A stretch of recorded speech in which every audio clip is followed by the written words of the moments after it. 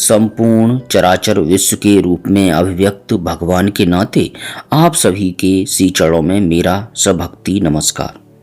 प्यारे प्रभु प्रेमियों, एक बार राधा वल्लभ प्रभु श्याम सुंदर श्री कृष्णचंद्र के रास में एक बड़ी ही विचित्र घटना घटित हुई।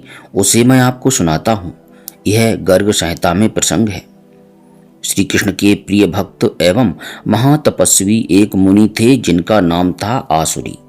वे नारद गिर पर श्री हरि के ध्यान में तत्पर हो तपस्या करते थे। हृदय कमल में ज्योतिर्मंडल के भीतर राधा सहित मनोहर मूर्ति श्याम सुंदर श्री कृष्ण का वे चिंतन किया करते थे। एक समय रात में जब मुनि ध्यान करने लगे तब श्री कृष्ण उनके ध्यान में नहीं आए। उन्होंने बारंबार ध्यान लगाया किंतु कोई सफलता नहीं मिली। इससे वे महामुनि खिन्न हो गए। फिर वे मुनि ध्यान से उठकर श्री कृष्ण दर्शन की लालसा से बद्रीखंड मंडित नारायण आश्रम को गए, किंतु वहां उन मुनीश्वर को नर नारायण के दर्शन नहीं हुए। तब अत्यंत विस्मित हो वे ब्राह्मण देवता लोकालोक पर्वत पर गए, किंतु वहां सहस्त्र सिर वाले अनंत देव का भी उन्हें दर्शन नहीं हुआ। तब उन्होंने वहां के पार्षदों से पूछा, भगवान यहाँ से कहाँ गए हैं? उन्होंने उत्तर दिया, हम नहीं जानते। उनके इस प्रकार उत्तर देने पर उस समय मुनि के मन में बड़ा खेद हुआ। फिर वे क्षीर सागर से सुशोभित श्वेत द्वीप में गए, किंतु वहां भी शेष सैया पर श्री हरि का दर्शन उन्हें नहीं हुआ। तब मुनि का चित्त और भी खिन्न हो गया। उनका मुख प्रेम से पुलकित दिखाई देता था। उन्होंने पार्षदों से पूछा, भगवान यहाँ से कहाँ चले गए? पुनः वही उत्तर मिला, हम लोग नहीं जानते। उनके यों कहने पर मुनि भारी चिंता में पड़ गए और सोचने लगे, क्या करूं, कहाँ जाऊं, कैसे श्री हरि का दर्शन हो। यों कहते हुए मन के समान गतिशील आसुरी मुनि बैकुंठ धाम में गए, किंतु वहां भी लक्ष्मी के साथ निवास करने वाले भगवान नारायण का दर्शन उन्हें नहीं हुआ। वहां के भक्तों में भी आसुरी मुनि ने भगवान को नहीं देखा। तब वे योगेंद्र मुनीश्वर गोलोक में गए, परंतु वहां के वृंदावनी निकुंज में भी परात्पर श्री कृष्ण का दर्शन उन्हें नहीं हुआ। तब मुनि का चित्त खिन्न हो गया और वे श्री कृष्ण विरह से अत्यंत व्याकुल हो गए। वहां उन्होंने पार्षदों से पूछा, भगवान यहाँ से कहाँ गए हैं? तब वहां रहने वाले पार्षद गोपों ने उनसे कहा, वामन अवतार के ब्रह्मांड में जहाँ कभी प्रश्नी गर्भ अवतार हुआ था वहां साक्षात भगवान पधारे हैं। उनके यों कहने पर महामुनि आसुरी वहां से उस ब्रह्मांड में आए। श्री हरि का दर्शन न होने से तीव्र गति से चलते हुए मुनि कैलाश पर्वत पर गए। वहां महादेव जी श्री कृष्ण के ध्यान में तत्पर होकर बैठे थे। उन्हें नमस्कार करके रात्रि में खिन्न चित्त हुए महामुनि ने पूछा, भगवान, मैंने सारा ब्रह्मांड इधर उधर छान डाला। भगवत दर्शन की इच्छा से बैकुंठ से लेकर गोलोक तक का चक्कर लगाया, किंतु कहीं भी देवादिदेव का दर्शन मुझे नहीं हुआ। सर्वज्ञ शिरोमणे, बताइए इस समय भगवान कहाँ हैं? श्री महादेव जी बोले, आसुरे, तुम धन्य हो। ब्राह्मण, तुम श्री कृष्ण के निष्काम भक्त हो। महामुनि, मैं जानता हूँ तुमने श्री कृष्ण दर्शन की लालसा से महान क्लेश उठाया है। क्षीर सागर में रहने वाले हंस मुनि बड़े कष्ट में पड़ गए थे। उन्हें उस क्लेश से मुक्त करने के लिए जो बड़ी उतावली के साथ वहां गए थे वे ही भगवान रसिक शेखर साक्षात श्री कृष्ण अभी अभी वृंदावन में आकर सखियों के साथ रास क्रीड़ा कर रहे हैं। मुने, आज उन देवेश्वर ने अपनी माया से 6 महीने बराबर बड़ी रात बनाई है। मैं उसी रसोत्सव का दर्शन करने के लिए वहां जाऊंगा। तुम भी शीघ्र ही चलो, जिससे तुम्हारा मनोरथ पूर्ण हो जाए। भगवान शिव आसुरी के साथ संपूर्ण हृदय से ऐसा निश्चय करके वहां से चले। वे दोनों श्री कृष्ण दर्शन के लिए व्रज मंडल में गए। वहां की भूमि दिव्य वृक्षों, लताओं, कुंजों और गुमटियों से सुशोभित थी। उस दिव्य भूमि का दर्शन करते हुए दोनों ही यमुना तट पर गए। उस समय अत्यंत बलशालिनी गोलोकवासिनी गोप सुंदरियां हाथ में बेंत की छड़ी लिए वहां पहरा दे रही थीं। उन द्वारपालिकाओं ने मार्ग में स्थित होकर उन्हें बलपूर्वक रास मंडल में जाने से रोका। वे दोनों बोले, हम श्री कृष्ण दर्शन की लालसा से यहाँ आए हैं। तब राह रोककर खड़ी द्वारपालिकाओं ने उन दोनों से कहा, विप्रवरो, हम कोट कोट गोपांगनाएं वृंदावन को चारों ओर से घेरकर निरंतर रास मंडल की रक्षा कर रही हैं। इस कार्य में श्याम सुंदर श्री कृष्ण ने ही हमें नियुक्त किया है। इस एकांत रास मंडल में एकमात्र श्री कृष्ण ही पुरुष हैं। उस पुरुष रहित एकांत स्थान में गोपी यूथ के सिवा दूसरा कोई कभी नहीं जा सकता। मुनियो, यदि तुम दोनों उनके दर्शन के अभिलाषी हो तो इस मान सरोवर में स्नान करो। वहां तुम्हें शीघ्र ही गोपी स्वरूप की प्राप्ति हो जाएगी। तब तुम रास मंडल के भीतर जा सकते हो। द्वारपालिकाओं के यों कहने पर वे मुनि और शिव मान सरोवर में स्नान करके गोपी भाव को प्राप्त हो सहसा रास मंडल में गए। स्वर्ण जटित पद्म रागमयी भूमि उस रास मंडल की मनोहरता बढ़ा रही थी। वह सुंदर प्रदेश माधवीलता समूहों से व्याप्त और कदम्ब वृक्षों से आच्छादित था। वसंत ऋतु तथा चंद्रमा की चांदनी ने उसको प्रदीप्त कर रखा था। सब प्रकार की कौशलपूर्ण सजावट वहां दृष्टिगोचर होती थी।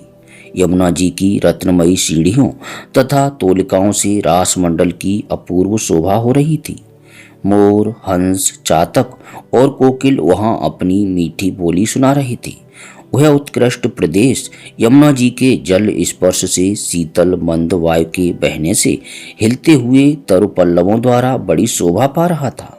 सभा मंडपों और वीथियों से, प्रांगणों और खंभों की पंक्तियों से, फहराती हुई दिव्य पताकाओं से और स्वर्णमय कलशों से सुशोभित तथा श्वेतारुण पुष्प समूहों से सज्जित तथा पुष्प मंदिर और मार्गों से एवं भ्रमरों की गुंजारों और वाद्यों की मधुर ध्वनियों से व्याप्त रास मंडल की शोभा देखते ही बनती थी। सहस्त्र दल कमलों की सुगंध से पूरित शीतल मंद एवं परम पुण्यमय समीर सब ओर से उस स्थान को सुवासित कर रहा था। रास मंडल के निकुंज में कोट कोट चंद्रमाओं के समान प्रकाशित होने वाली पद्मिनी नायिका हंसगामिनी श्री राधा से सुशोभित श्री कृष्ण विराजमान थे। रासमंडल के भीतर निरंतर स्त्री रत्नों से घिरे हुए श्याम सुंदर विग्रह श्री कृष्ण का लावण्य करोड़ों कामदेवों को लज्जित करने वाला था। हाथ में बंसी और बेंत लिए तथा श्री अंग पर पीतांबर धारण किए वे बड़े मनोहर जान पड़ते थे। उनके वक्ष स्थल में श्रीवत्स का चिन्ह, कौस्तुभ मणि तथा वनमाला शोभा दे रही थी। झंकारते हुए नूपुर, पायजेब, करधनी और बाजूबंद से वे विभूषित थे। हार, कंकण तथा बालरव के समान कांतिमान 2 कुंडलों से वे मंडित थे। करोड़ों चंद्रमाओं की कांति उनके आगे फीकी जान पड़ती थी। मस्तक पर मोर मुकुट धारण किए वे नंदनंदन मनोरथ दान दक्ष कटाक्षों द्वारा युवतियों का मन हर लेते थे। प्रिय साधकों, जब आसुरी और शिव दोनों ने दूर से ही जब श्री कृष्ण को देखा तो हाथ जोड़ लिए। समस्त गोप सुंदरियों के देखते देखते श्री कृष्ण चरणार विंद में मस्तक झुकाकर आनंद विह्वल हुए उन दोनों ने कहा। दोनों बोले, कृष्ण, महायोगी कृष्ण, देवादिदेव जगदीश्वर पुंडरीकाक्ष गोविंद गरुड़ध्वज, आपको नमस्कार है। जनार्दन, जगन्नाथ, पद्मनाभ, त्रिविक्रम, दामोदर, ऋषिकेश, वासुदेव, आपको नमस्कार है। देव, आप परिपूर्णतम साक्षात भगवान हैं। इन दिनों भूतल का भारी भार हरने और सत्पुरुषों का कल्याण करने के लिए अपने समस्त लोकों को पूर्णतया शून्य करके यहाँ नंद भवन में प्रकट हुए हैं। वास्तव में तो आप परात्पर परमात्मा ही हैं। अंशांश, अंश, कला, आवेश तथा पूर्ण समस्त अवतार समूहों से संयुक्त हो आप परिपूर्णतम परमेश्वर संपूर्ण विश्व की रक्षा करते हैं तथा वृंदावन में सरस रास मंडल को भी अलंकृत करते हैं। गोलोकनाथ, गिरिजापते, परमेश्वर, वृंदावन अधीश्वर, नित्य विहार लीला का विस्तार करने वाले राधा वल्लभ, व्रज सुंदरियों के मुख से अपना यशोगान सुनने वाले गोविंद, गोकुलपति, सर्वथा आपकी जय हो। शोभाशालिनी निकुंज लताओं के विकास के लिए आप ऋतुराज वसंत हैं। श्री राधिका के वक्ष और कंठ को विभूषित करने वाले रत्नहार हैं। श्री रास मंडल के पालक, ब्रज मंडल के अधीश्वर तथा ब्रह्मांड मंडल की भूमि के संरक्षक हैं। प्यारे प्रभु प्रेमियों, तब श्री राधा सहित भगवान श्री कृष्ण प्रसन्न हो मंद मंद मुस्कुराते हुए मेघ गर्जन की सी गंभीर वाणी में मुनि से बोले। श्री भगवान ने कहा, तुम दोनों ने 60,000 वर्षों तक निरपेक्ष भाव से तप किया है, इसी से तुम्हें मेरा दर्शन प्राप्त हुआ है। जो अकिंचन, शांत तथा सर्वत्र शत्रु भावना से रहित है, वही मेरा सखा है। अतः तुम दोनों अपने मन के अनुसार अभीष्ट वर मांगो। शिव और आसुरी बोले, भूमन, आपको नमस्कार है। आप दोनों प्रिया प्रीतम के चरण कमलों की सन्निधि में सदा ही वृंदावन के भीतर हमारा निवास हो। आपके चरणों से भिन्न और कोई वर हमें नहीं रुचता है। अतः आप दोनों श्री हरि एवं श्री राधिका को हमारा सादर नमस्कार है। तब भगवान ने तथास्तु कहकर उनकी प्रार्थना स्वीकार कर ली। तभी से शिव और आसुरी मुनि मनोहर वृंदावन में वंशीवट के समीप रास मंडल से मंडित कालिंदी के निकटवर्ती पुलिन पर निकुंज के पास ही नित्य निवास करने लगे। तदनंतर श्री कृष्ण ने जहाँ कमल पुष्पों के सौरभ युक्त पराग उड़ रहे थे और भ्रमर मंडरा रहे थे, उस पद्माकर वन में गोपांगनाओं के साथ रास क्रीड़ा प्रारंभ की। उस समय श्री कृष्ण ने 6 महीने की रात मनाई, परंतु उस रास लीला में सम्मिलित हुई गोपियों के लिए वह सुख और आमोद से पूर्ण रात्रि एक क्षण के समान बीत गई। उन सब के मनोरथ पूर्ण हो गए। अरुणोदय की वेला में वे सभी ब्रज सुंदरियां झुंड की झुंड एक साथ होकर अपने घर को लौटी। श्री नंद नंदन साक्षात नंद मंदिर में चले गए और श्री वृषभानु नंदिनी तुरंत ही वृषभानुपुर में जा पहुंची। प्रिय भक्तों, इस प्रकार श्री कृष्णचंद्र का यह मनोहर रसोपाख्यान सुनाया गया, जो समस्त पापों को हर लेने वाला पुण्यप्रद, मनोरथ पूरक तथा मंगल का धाम है। साधारण लोगों को यह धर्म, अर्थ और काम प्रदान करता है तथा मुमुक्षुओं को मोक्ष प्रदान करता है। इसे आप हिंदी में पढ़ने के लिए वेबसाइट www.divyagyan.com पर भी जा सकते हैं।